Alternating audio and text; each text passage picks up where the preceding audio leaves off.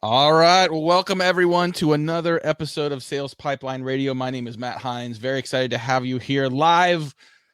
Well, it's not live from the Hines marketing office today, live from the Hines family basement, splitting time with the world headquarters in Redmond, Washington. Today we are in Kirkland, Washington, and excited to have you here. If you're watching us live on LinkedIn or YouTube or Facebook, thanks so much for joining us. Very excited to have you here. Joining us, we are here every week live at 11:30 Pacific, 2:30 Eastern. If you are watching us on demand, thanks for checking us out. If you are listening on demand from the podcast, thank you so much for subscribing and downloading. Our podcast numbers continue to grow in our audience. Just very humbled to see our audience continue to diversify in the video, live, on-demand podcast formats. If you like what you hear today, this is what we do. We do 20-ish minutes with some of the best, brightest minds in B2B sales and marketing.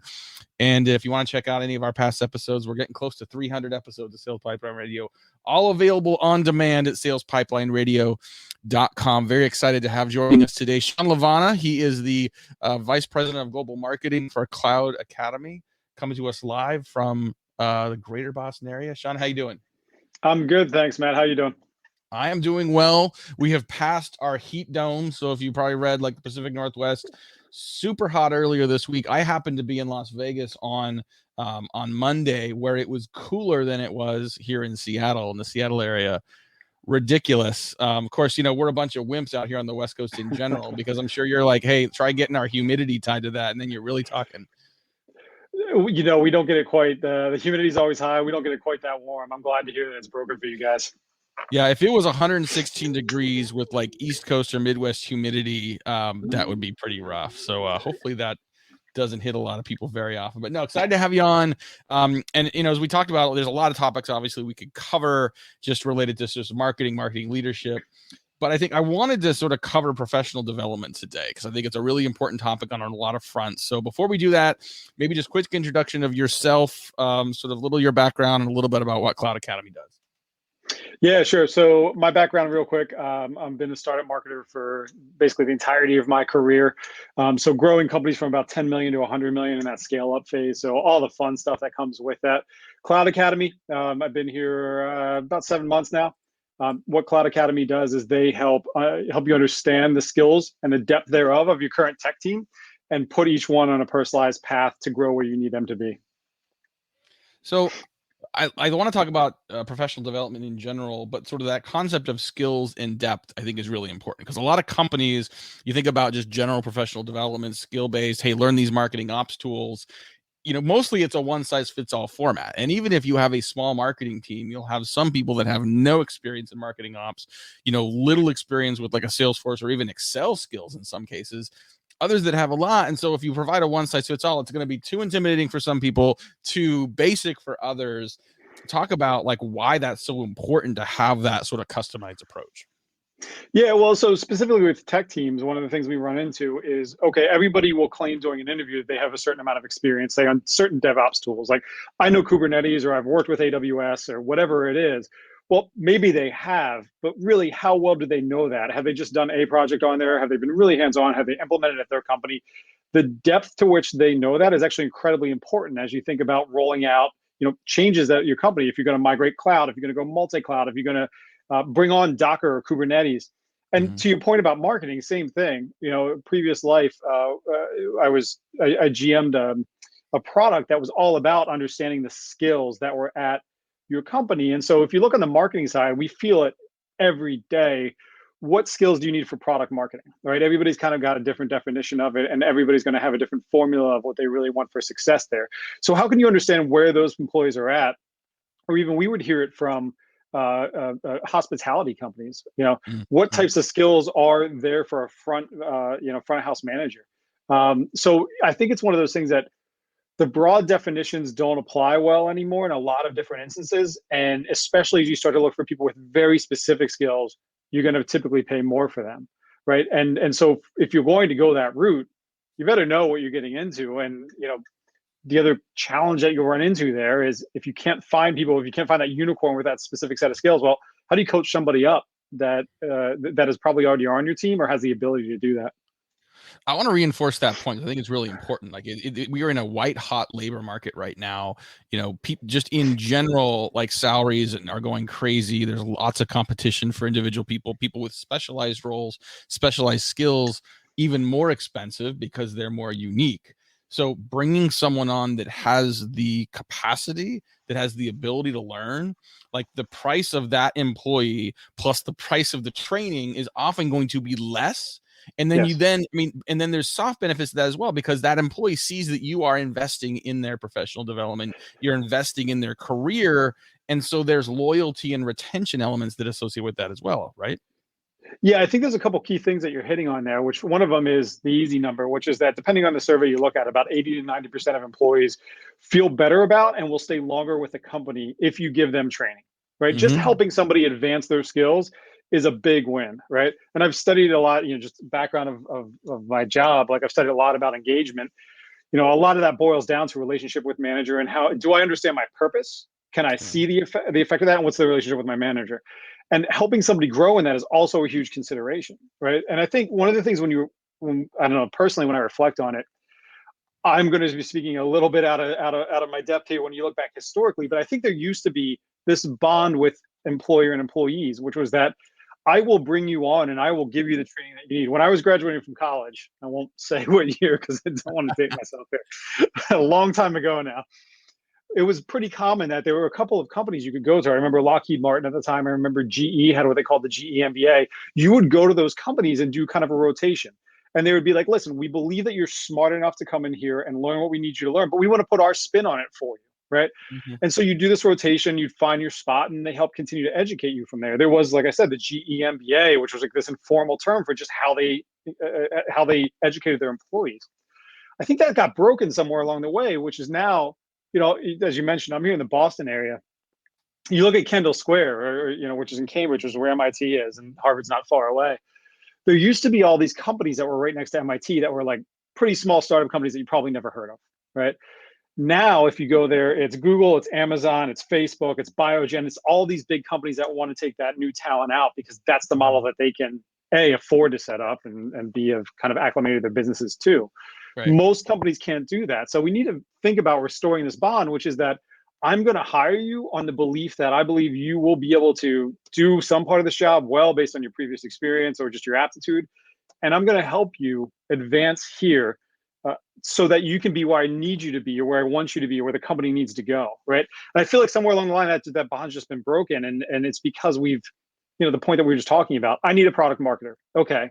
Well, do you care about somebody that has more sales enablement skills? Do you care about somebody that's more product skills? Do you want somebody that can do collateral, that can do messaging? Like, what are you looking for? Somebody's going to have different types of skills within that. So how do you take something that's there and bring them to where they need to be, as opposed to just saying, I need a product marketer with all these checklists of experiences so that I can hire them, right? It's going to be really tough to find. Is this because we're impatient? Is it because we sort of wait too long to bring on someone that has the precise skills that we expect them to be productive on day two? Like, hey, as soon as you're out of orientation, like you're fully ramped, as opposed to bringing on sort of athletes with potential, people that have certain attributes or values that make them likely to be successful in potentially a parallel complementary environment. Speaking from my startup experience, it's because we don't have the time. Yeah. Right. We don't think we do. Right. It's probably Yeah. one of the better areas that we can invest our time, but we're like, oh man, the day to day always gets to it. Right. I think it's if you can hire somebody that I'm not going to point names, but I saw somebody that had a job description that was like, I need a product marketer that has to have this big data set of skills, but also at small businesses, at large businesses, they need to be VP level, right? Like it's all these different definitions they put around it. And it's because they want somebody that can come in and plug and play. Right, would be my understanding of something like that. So it's not that it's wrong. It's just that I think we probably shortchange ourselves by basically looking for, to your point, somebody that has a lot of ability to learn, that showcase that has a lot of drive. Right, somebody who was a Patrick Lencioni that was like humble, hungry, and smart. Right, Yep. so like, do they have low ego? Are they hungry about something? They have a chip on their shoulder. They have something to prove, and are they smart? Can they learn?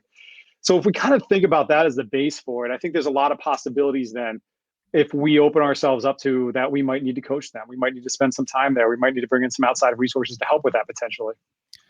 Yeah, one of my favorite examples of this is, when you're hiring salespeople, and I want people with experience, I want people that are proven closers. I remember it was a startup, and we hired someone who had zero sales experience, but was a backup on the Olympic rowing team, U.S. Olympic rowing team. And so you think about sort of the attributes you need as a successful seller, and the attributes and habits you need as a successful Olympic athlete.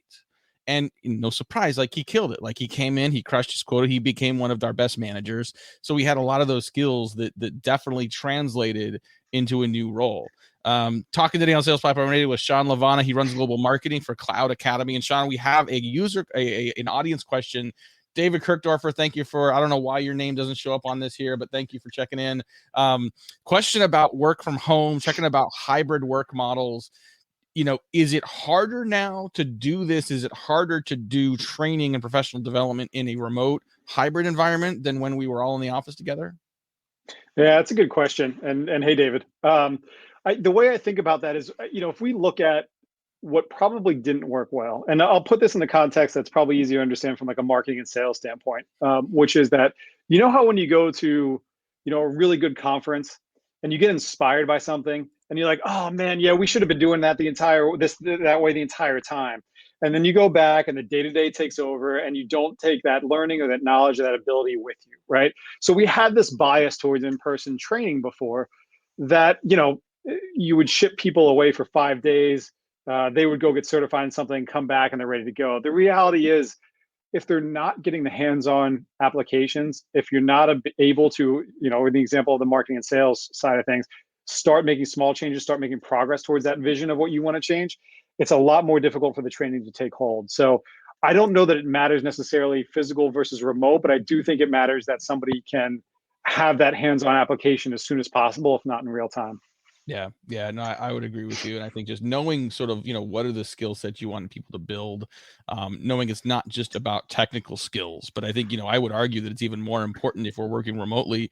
You don't have the same team building opportunities. You don't have the same rapport building. You don't have the same communication cues that you would have in person. And I think for those of us that are old and have done this for a while, we've had that office training. We have that experience. For new employees in the market that maybe join a company out of school and have not yet been to an office or don't have that experience and training, that in and of itself becomes an important part. Okay, let's talk a little bit about the reasons why sometimes people don't invest in this. Like, my perspective is like, listen, people we employ, I would love if they want to work at Heinz Marketing for the next 30 years, but assuming that most of them will not, what do I do to make sure I can make them as successful today and while they're time at the company, but also set them up for the next stage of their career? Like, that should be I consider that my responsibility as a leader and as a business owner, as an employer. The other side of that coin is, well, why would I invest in all this training and certification? Why would I spend forever giving, time and money getting someone certified as an expert on Marketo if they're just going to go take another job? Good points on both sides. Like, what do you think? I think it's a LinkedIn meme, isn't it? The CFO Probably. says that, yeah, exactly. I think, look, I think it's a very altruistic view you have. And I think I would consider myself in that same camp, right? Which is that, you want to build a great place to be from. I think it was maybe that's a Netflix quote that I'm stealing from there, Yeah. but you want to make sure that you are developing people, that you create this alumni effect that showcases what a great place to work, how great of a place it is to work there, how good of a mentor and coach you are, because you just never know the effects of that. The network effect there is so great, as opposed to if you take that alternative approach where it's like, you just use the example of, do I need somebody Marketo certified? Well, I'm going to guess for your business, you probably need them Marketo certified anyway, right? So it's probably a really good practice for you to make sure that they get certified in that. And if that increases their value on the market, well, then it's a whole bunch of other things that you need to make sure that it's a great company culture, that again, it goes back to their engagement. They understand the purpose, they see the impact, they have good relationships there, right? Those kind of things come into play then if they're increasing their value to the market under your training. However, it's okay. Like, if you actually have a really good training program too, it's okay that you can actually start to program that part into it, where if you don't have that career path that somebody wants and they age out or opt out, that's okay too, as long as you know exactly what you need to do, what you need to hire in the next one, right? We tend to view people's skills as binary. They either have them or they don't, as opposed to, can they develop them? What does that mean for here? Mm-hmm. Yeah, no, I think, and I think over time you do also get a reputation in the market for caring about employees, for investing in their growth. Obviously you have there's a selfish angle to say like, I want you to be better and more productive while you are here. But yeah, that meme on LinkedIn to say, well, what if we don't invest and they stay and they won't leave? Then they're not, Exactly. then they're Right. here, they're not as useful as they could be. But I think you would make that investment. You also get a reputation in the industry for Yep. in your market as a company that doesn't treat people as cogs, is willing to invest in making them better, even if that means they're going to leave. And I think that helps you with recruiting the right people as well. Just a few more minutes here on Sales Pipeline Radio with our guest today, Shawn Lavana from Cloud Academy. Obviously, a lot of companies have kind of formal training, especially if you're going to get certified on a Salesforce or a platform or learn certain technical skills. There's a formal element of that. What about informal training programs? What about the idea that you want to sometimes like just have like a book club or have like sharing articles on a Slack channel, let's say, sort of like create those lifelong learners? How do you balance those two programs, and do they both have value? Yeah, of course they do. I think it's when it's the more structured stuff, it's like you want them to learn your system or your processes or your company, right? I mean, and the other stuff is just exactly what you're saying. If you're hiring the people that if you're hiring somebody because they're a learner, you want to continue to nurture that and help them learn articles that are thought provoking or where the business is headed. I think one of the things we see a lot on our platform is, well, companies will sign on and have a goal. I want to get my team AWS certified by X date, for example, right? One of the things we see though is that in really large companies, especially, 30, 40, 50% of their employees are going to be what we call, they're going to be curious. They're going to have this curiosity element where they're going to go and look at other classes, other courses, take different things that might not be directly applicable to what they're doing, but they want to learn it. They want to be able to showcase their skills in when those situations come up. So I think when you're talking about like those book clubs and those things, it's incredibly important to setting the tone of the company and to helping learners consume stuff that might be in the direction of where you want to head. So most of this conversation has focused on our teams and the people we're hiring, that we need to do things within the role. What about you? Like, what about someone who's already gotten to the level of CMO, that's sort of further along in their career? How do you encourage executives and executive leadership to themselves engage in continual professional development? Well, personally, I always feel like I'm in that trough of despair, right? Like, right? You're like, hey, I've learned a lot. I know a lot about this. Oh no, wait, I'm in the trough of despair, and then maybe you start to climb out and actually learn stuff about it. The Dunning-Kruger effect, right? I think for executives, it can be more challenging, right? I think one of the things that I find really helpful is things like what you and Latney run, where you're learning from your peers, right? In a CMO type group. I think it can be extremely helpful to have. I always struggle with I know other companies that they'll have their executive team read a book and then talk about the findings of it, right? Like for a while there were a couple of extremely popular books around that topic. I think that can be helpful, but it's a little bit more of that academic way of learning too. So learning from peers really works well for me. Seeing what others are doing, just having that network to go out to reach out to of people that are going to be in similar spots, similar roles, maybe haven't been through this before. And then I think also just the team that surrounds you. I mean, I learn a lot every day from our CEO, the head of sales, the head of CS, the head of product. Right, if you can have open and honest conversations as a team, I think and again, hire people with low ego that are learners. You're going to have more of those types of conversations that you're going to learn from each other, and I think that's a pretty strong thing, almost like an insurmountable competitive advantage to have if you have a team with those types of skills. Well, you mentioned earlier, I think you mentioned Patrick Lencioni talks about being humble, hungry, and smart, right? I mean, I think, the humble and hungry part, I think is the most important part to me. And I think, to be a lifelong learner, to assume that even as you grow in your career and as you accumulate knowledge and insights and experience, that things are always changing. There's always more to learn. From those at your level, from those above you, from those that maybe earlier in your career. I think, having that mentality of thinking, listen, someone new to the organization who's fresh out of school, who doesn't know anything, might still have better insights in some cases because they haven't been staring at the same four walls for sure. Right. So being open to those insights on a regular basis. Your book club thing was interesting to me too. We did a, last year, I think maybe last year, the year before, we did something we called the CMO book club, no reading required. And the whole point was like, we're going to take a book and, if you want to read it, great. But like most good book club conversations use the book as a starting point, and then you're off to the races, and then you're just talking about the topics within it. So if you want to read the book, great. Otherwise, someone's going to summarize it for you. Share. Yeah. Smart. Awesome. I will say, yeah. So I was going to add on. I think one of the things I tell my team all the time, because obviously fast growing in a startup environment, when they're new to the organization, like write down every thought that you basically have, because it'll either get validated or not. But your outsider's perspective is not going to happen again, and it's incredibly helpful and important to the point that you were just making, which is that you can learn from anywhere, right? So we might have valid reasons why we do or don't do something, but we might have also never thought about it that way before. So write it down and seek to validate it or not as you're advancing there. Well, I would take that a step further. Like write it down and publish it. Like that's fair too. Think enough about it, think about it to the point where it doesn't have to be a book. It could be a blog post or a LinkedIn profile or even a tweet to sort of like help you think through it. Like one of my favorite stories about that is David McCullough, who's one of my favorite, historical nonfiction writers. He chooses topics to write about, not because he's an expert in it, but because he's interested and knows nothing about it. So when he wrote, the Lewis and Clark expedition, he's like, I'm fascinated by what actually happened. I don't know what happened. So I'm going to go learn enough about it that I can write a definitive book about it, right? And so I think that concept of, yes, like things you think about, things you observe, things you're curious about, write them down. I'm convinced over time the process of writing, the process of actually sort of organizing your thoughts into something even semi-coherent, it helps you process it. And then, I mean, the formats for any of us to go and publish things and get reaction and response and other opinions about it from others, that's, talk about the informal learning process. That's part of it as well. Well, I feel like we could talk forever, but I know we got to get wrapped up here. Shawn Lavana, VP of Global Marketing at Cloud Academy. Thanks so much for joining us today, sharing your insights. Where can people learn more about you and learn more about Cloud Academy? You can find me on LinkedIn or in suburban Boston. Cloud Academy is cloudacademy.com. And, feel free to reach out with any thoughts, requests.